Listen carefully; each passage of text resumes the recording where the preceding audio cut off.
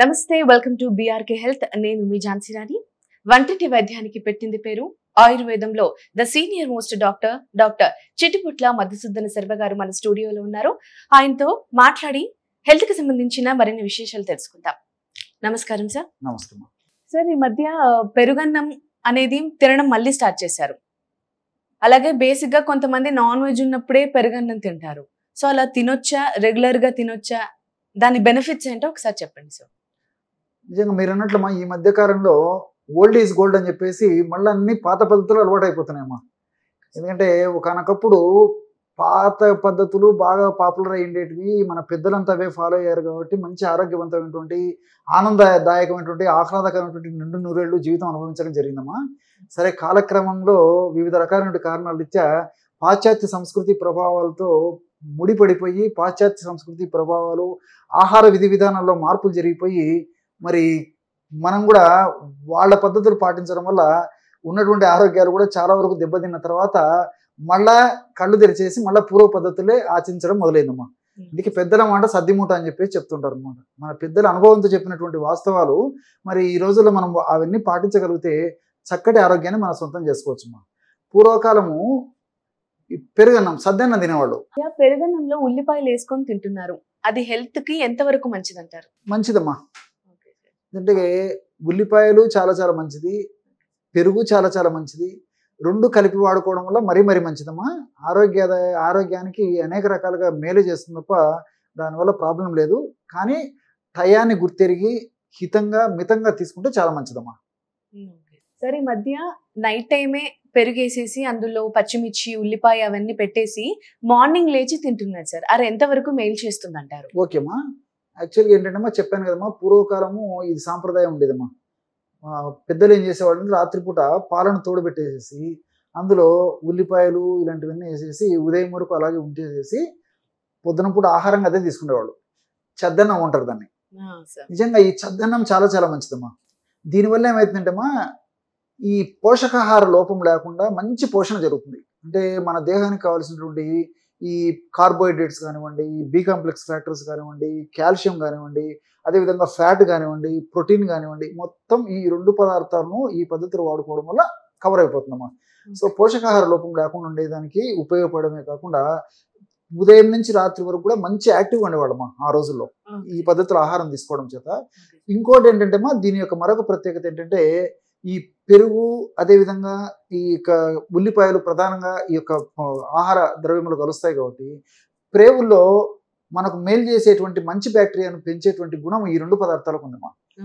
So ఈ మధ్య ప్రపంచవ్యాప్తంగా కూడా ఈ యొక్క ప్రేవులకు సంబంధించినటువంటి గట్ బ్యాక్టీరియా మీద మేధావుల యొక్క ఈ శాస్త్రజ్ఞుల యొక్క ఈ యొక్క దృష్టి అంతా కేంద్రీకృతం అయిపోయి దాని మీద విపరీతమైన పరిశోధన కూడా చేస్తున్నారమ్మా. ఎప్పుడైతే గట్ బ్యాక్టీరియా ప్రేవుల్లో మంచి బ్యాక్టీరియా బాగా వృద్ధి చెంది ఆ మంచి బ్యాక్టీరియా యొక్క ప్రభావం మన దేహం మీద ఉంటుందో అప్పుడు ఎలాంటి జబ్బులు రావమ్మా. అంటే తల నుంచి కాళ్ళ వరకు ఎలాంటి జబ్బులు రాకుండా ఉంటాయి. వచ్చినప్పటికీ చాలా త్వరగా తగ్గేందుకు అవకాశం ఉంటుంది.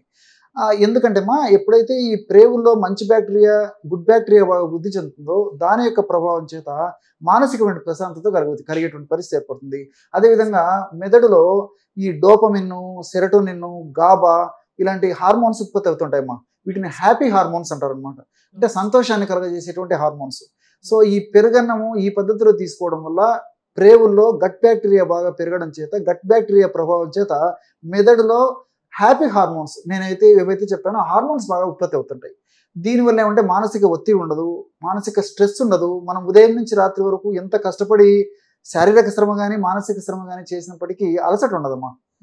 తర్వాత భవిష్యత్తులో ఈ ఆల్జీమర్స్ అంటే మతిమరుపు రావడం కానీ, తర్వాత ఈ పక్షవాతం ఇలాంటి జబ్బులు రావడం కానీ, ఇలాంటి జబ్బులు డిమెన్షియా అంటారమ్మా, తర్వాత ఈ జ్ఞాపక శక్తి తగ్గడం ఇలాంటి జబ్బులు రావడం కానీ ఇలాంటివన్నీ జబ్బులు రాకుండా ఉండడానికి కూడా ఉపయోగపడుతుంది.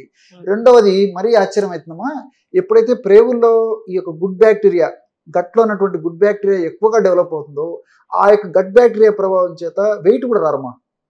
ఈ రోజుల్లో ఈ వెయిట్ అనేది అత్యంత సర్వసాధారణ సమస్యగా మారిపోయింది.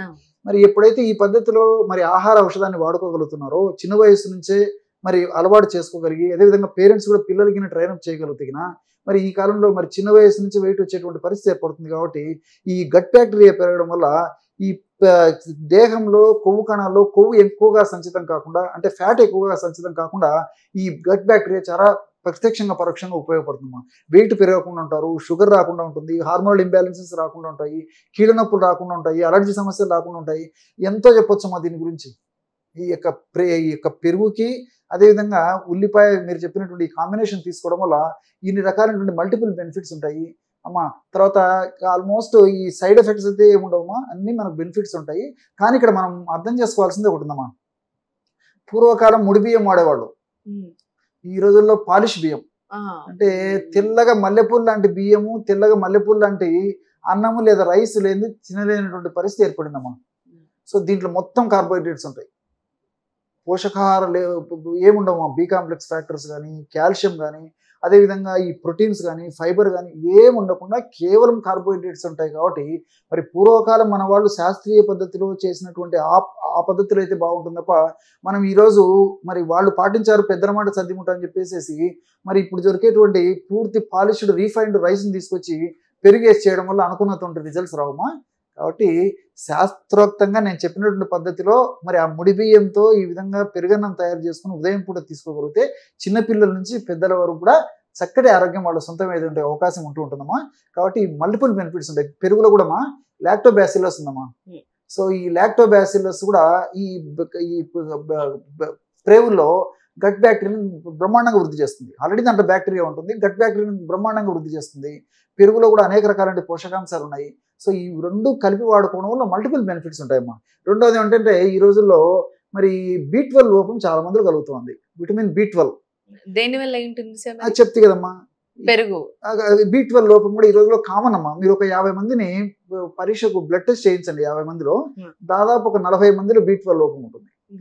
B12 లోపం వల్ల ఏం జరుగుతుందమ్మా, ఈ నరాల కణాల పక్కన ఉన్నటువంటి ఈ మైలిన్ షీట్ దెబ్బతింటుందమ్మా. మైలిన్ షీట్ ఎప్పుడైతే దెబ్బతింటుందో నీరసం రావడము, కాళ్ళు చేతులు తిమ్మిర్లు ఉండడము, మంటగా ఉండడము, అదేవిధంగా ముఖ్యంగా ఈ విపరీతంగా కాళ్ళు చేతులు లాగుతుండడము, ఇలాంటి అనేక రకాలైన లక్షణాలు. తర్వాత ఈ తల బరువుగా ఉండడము, ఆకలి లేకపోవడము, నీరసం నిస్తరణ ఉండడము, తర్వాత ఈ అనీమియా, ఈ బ్లడ్ తగ్గిపోవడం, ఇలాంటివన్నీ కూడా కలుగుతుంటాయమ్మా. కాబట్టి B12 లోపం లేకుండా చేసేటువంటి పరిస్థితి కూడా ఈ యొక్క ఆహార ఔషధం వల్ల కలుగుతుంటదమ్మా. పెరుగన్నం తింటే ఇలాంటి లోపాలన్నీ తగ్గుముఖ పడతాయి. దీంట్లో మంచి B12 పుష్కలంగా మనకు దొరికేటువంటి పరిస్థితి ఏర్పడుతుంది. కాబట్టి నేను మరీ చెప్పేది ఏంటంటే ఈ బియ్యం మాత్రము ఖచ్చితంగా బ్రౌన్ రైస్ కానీ అన్పాలిష్డ్ బియ్యం వాడుకున్నప్పుడే ప్రయోజనం హెల్త్ బెనిఫిట్స్ వస్తాయి. కానీ మరి పాలిష్డ్ రైస్ వాడుకోవడం వల్ల మరి అంత సంతృప్తికరమైనటువంటి ఫలితాలు అయితే కలగవమ్మా. అలాగే ఈ మధ్య కాలంలో పెరుగన్నంతో పాటు కర్రీల్ని నంచుకొని తినడము, లేదా మామిడి పండుని కలిపి తినడము, ఇది ఎంతవరకు బెనిఫిట్ ఇస్తుంది అంటారు? అది ఎప్పుడో ఒకసారి అయితే కొద్ది ప్రమాణంలో వాడుకుంటే మంచిదమ్మా. ఎందుకంటే మామిడి పండ్లు షుగర్ లెవెల్స్ ఎక్కువ ఉంటాయి, తర్వాత గ్లైసెమిక్ ఇండెక్స్ ఎక్కువ. సో ఈ విధంగా పెరుగన్నము మామిడి పండు కలిపి తీసుకోవడం వల్ల త్వరగా ఈ యొక్క షుగర్స్ బ్లడ్ లో కలవడం వల్ల వెయిట్ ఉన్నటువంటి వాళ్ళకి ఇబ్బంది అవుతుంటుంది. అదేవిధంగా షుగర్ ఉన్నటువంటి వాళ్ళకు షుగర్ లెవెల్స్ పెరిగేదానికి అవకాశం ఉంటుంటుంది. కాబట్టి ఎప్పుడో ఒకసారి కొద్ది ప్రమాణంలో కొద్దిగా తీసుకుంటే ఇబ్బంది ఉన్నది, కానీ ఎక్కువ ప్రమాణంలో మాత్రం తీసుకోకూడదు అన్నమాట. అలాగే సార్, ఈ చికెన్ నాన్ వెజ్ ఉన్నప్పుడు పెరుగు తినొచ్చు అంటారా సార్? నాన్ వెజ్ పెరుగు కూడా తీసుకోకూడదమ్మా. ముఖ్యంగా ఈ చేపలు పెరుగు తీసుకోవడం కానీ, ఇతర నాన్ వెజ్ పదార్థాలు పెరుగు తీసుకోవడం కానీ మంచిది కదమ్మా.